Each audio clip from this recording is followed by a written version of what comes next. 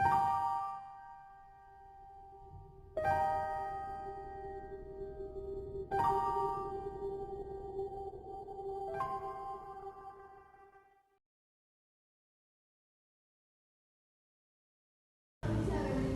Bustanul Agus yang saya kenal adalah seorang otodidak dalam sosiologi.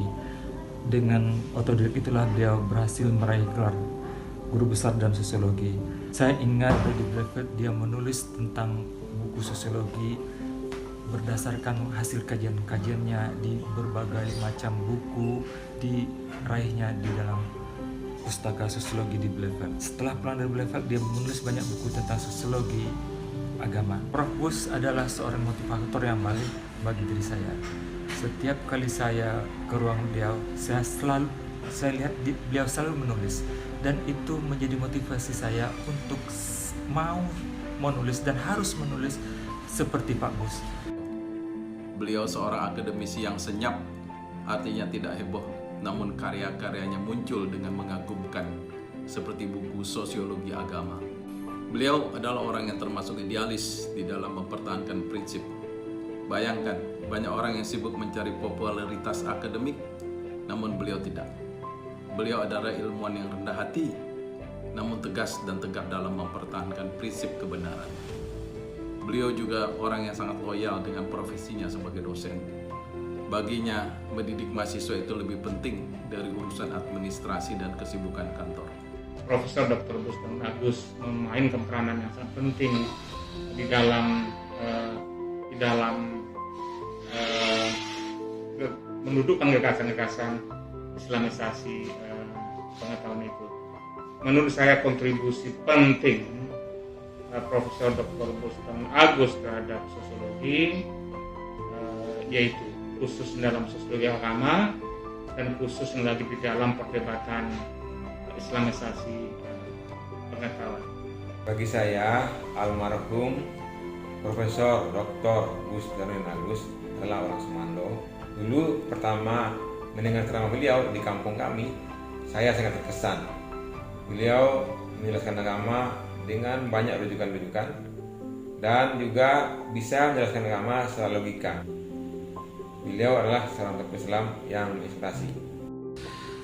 Banyak orang berpikir bahwa teori-teori barat itu selalu meminggirkan keberadaan Islam sebagai sumber ilmu pengetahuan. Menariknya, Profesor Burhanuddin almarhum itu menempatkan Islamisasi ilmu pengetahuan sebagai azas dalam pencarian kebenaran ilmu di dunia, dan saya pikir itu sangat menarik, dan beliau sudah meletakkan gagasan terkait dengan keberadaan Islamisasi ilmu pengetahuan dalam pencarian kebenaran tadi, dan beliau termasuk menurut saya sebagai salah satu pemikir yang paling baik di Sumatera Barat dan bahkan di Indonesia. Pak Bus, begitu saya memanggilnya, adalah orang yang sangat rendah hati. Beliau bisa berkomunikasi dengan siapa saja, tidak pandang bulu apakah beliau adalah junior, apalagi tentu senior. Yang kedua, menurut saya, Pak Bus adalah sosok seorang akademisi yang mumpuni, sangat rajin menulis. Bahkan sebelum kita mengenal sistem Scopus, jurnal Scopus, beliau sudah sangat aktif menulis dan sangat produktif. Bahkan menurut saya beliau termasuk seseorang yang sudah prolifik. Karya-karya beliau dalam bidang sosiologi, terutama bidang yang beliau dalami, sungguh luar biasa menurut ukuran zamannya. Dan karena itu menurut saya kita pantas belajar dari Pak Bus. Banyak kesan dan kenangan yang kita peroleh selama berhubungan di jurusan. Beliau adalah seorang yang punya komitmen dan integritas sebagai seorang pendidik. Hal ini beliau tunjukkan bagaimana beliau selalu mendahulukan memberikan perkuliahan dibandingkan untuk mengikuti undangan-undangan di luar perkuliahan. Pak Bus itu bukanlah seorang ilmuwan biasa. Beliau sesungguhnya adalah seorang tokoh. Beliau sesungguhnya adalah seorang pemikir besar. Meskipun dalam keseharian beliau berpenampilan sederhana. Jadi kalau ada orang besar, kalau ada pemikir besar, ya, dalam wujud manusia sederhana, dalam wujud orang-orang biasa, itulah Pak Bus. kita baru menyadari bahwa beliau itu adalah seorang pemikir besar apabila kita membaca, menikmati karya-karya beliau. Beliau sering mengingatkan kepada kita arti kehidupan, dan beliau sungguh memberikan pengalaman kepada kita semua dengan perilaku tidak tanduk, dan termasuk apa yang dia pikirkan, apa yang dia lontarkan, bahwa kita mesti sekali lagi memperhatikan nilai kehidupan dan bersosialisasi dengan masyarakat luas. Pengalaman yang menarik bagi saya ketika menjadi tim teaching dengan beliau dalam mata kuliah agama. Kami memiliki lokal yang cukup jauh waktu itu di Gedung C. Dari fakultas cukup jauh. Kami membutuhkan wireless untuk kuliah karena memang lokal waktu itu cukup besar. Nah, kalau ditunggu pelayanan dari pegawai, kuliah akan terlambat. Nah, beliau membawa sendiri wireless dari fakultas ke Gedung C itu. Saya melihat beliau dalam 3 kerangka pedagogis.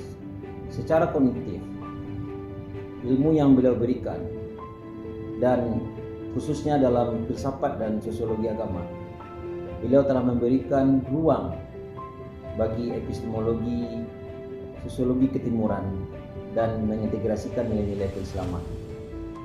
Secara afektif, beliau adalah selalu memberikan nasihat-nasihat, membangun karakter mahasiswa beliau dengan pesan-pesan religiusnya.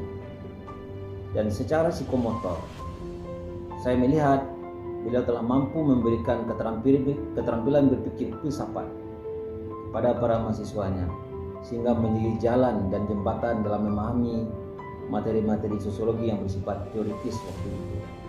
Saya cukup merasa sangat puas sekali ketika diajarkan beberapa konsep-konsep sosiologi agama. Satu yang saya pegang sampai sekarang adalah beliau itu tidak pernah menjudge, menghakimi salah satu kelompok. Beliau mampu menerangkan konsep-konsep sekuler, ya, bahkan konsep-konsep positivistik Emile Durkheim, Auguste Comte, kemudian Max Weber, Karl Marx bahkan berdampingan dengan elok dan baik ketika membahas Ibnu Khaldun, ya, pemikiran-pemikiran Islam. Beliau mengatakan bahwa kita harus menempatkan posisi teoritik itu dalam konteks sosiologis, konteks antropologis, dan konteks historis, ya, sehingga kita bisa adil dalam memahaminya. Kemudian dia menyandingkan dengan pemikiran-pemikiran keislaman Ibnu Khaldun, Ismail Roji Al-Faruqi, dan lain sebagainya, tanpa memuja berlebihan.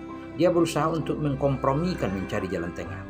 Saya sempat diajar oleh beliau di mata kuliah Sosiologi Agama dan Dasar-Dasar Logika. Prof. Bus tidak hanya sekedar pengajar yang transfer ilmu pengetahuan dari dosen ke mahasiswa saja, tapi beliau lebih kepada sosok pendidik yang memberikan contoh keteladanan kepada kami mahasiswanya. Prof. Bus adalah seorang yang disiplin memulai dan mengakhiri perkuliahan tepat waktu. Beliau juga merupakan seorang ilmuwan yang sangat produktif dalam menghasilkan karya. Beliau juga memiliki semangat yang tinggi dalam mengajar. Walaupun kondisi beliau misalnya pada hari itu kurang fit, tapi itu tidak menyurutkan semangat beliau ketika mengajar kami di dalam kelas. Saya sangat senang sekali belajar dengan beliau karena beliau selalu membahas suatu masalah, suatu ilmu atau teori kajian itu dalam perspektif Islam, dan beliau juga memberikan pandangan dan solusi Islam terhadap beberapa permasalahan sosial. Kemudian dari segi akhlak beliau orangnya santun, dan beliau tidak akan pulang kerja sebelum jam kantornya selesai. Dan kita sebagai mahasiswa juga senang menemui beliau karena beliau selalu standby di kantor. Banyak sekali kenangan yang masih terekam hangat dalam memori kami. Khususnya bagi saya itu masih sangat mengingat dengan jelas bahwa beliau itu pernah menyampaikan di kelas Dasar-Dasar Logika tahun 2012 pagi itu. Beliau menyampaikan bahwa hakikat ilmu pengetahuan bagi kita sebagai pembelajar, terutama pembelajar sosiologi. Beliau menyampaikan bahwa ilmu pengetahuan itu adalah ilmu pengetahuan dan menuntut ilmu itu adalah wajib bagi umat manusia, karena ilmu pengetahuan itu adalah sesuatu yang nantinya menunjang peradaban. Kita bisa melihat banyak tulisan-tulisan beliau dan banyak karya-karya beliau yang akhirnya dirujuk oleh mahasiswa. Serta dalam hal proses belajar mengajar, beliau juga memiliki semangat yang tinggi. Walaupun kita tahu pada waktu itu pita suara beliau dan juga kakinya sedang dalam kondisi yang tidak sehat, tapi beliau tetap melaksanakan tugasnya sebagai dosen. Lalu pernah pada saat penelitian, saya menyaksikan bahwa beliau adalah orang yang mau belajar. Beliau bilang, "Rahma, saya lupa bagian ini, nanti tolong diajarkan ya," kata beliau. Tentu pengalaman saya dan usia saya lebih muda dan pengalaman saya sangat sedikit dalam hal itu. Tapi beliau meminta untuk diajarkan kepada bagian itu. Banyak hal-hal yang bisa kita teladani dari sifat-sifat Prof. Bursanuddin Agus. Beliau adalah dosen yang ketika memberikan materi selalu memberikan contoh-contoh yang sederhana sehingga contoh itu mudah untuk ditangkap dan mudah dipahami.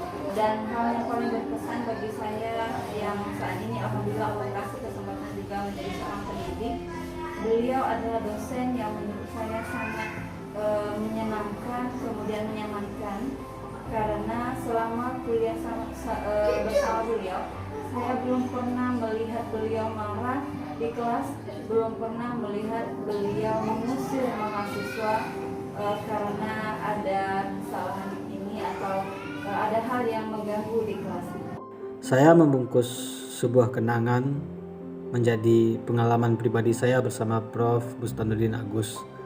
Saat itu pada suatu kali pertemuan mata kuliah Sosiologi Agama yang beliau ampu, saya terlambat beberapa menit masuk ke kelas.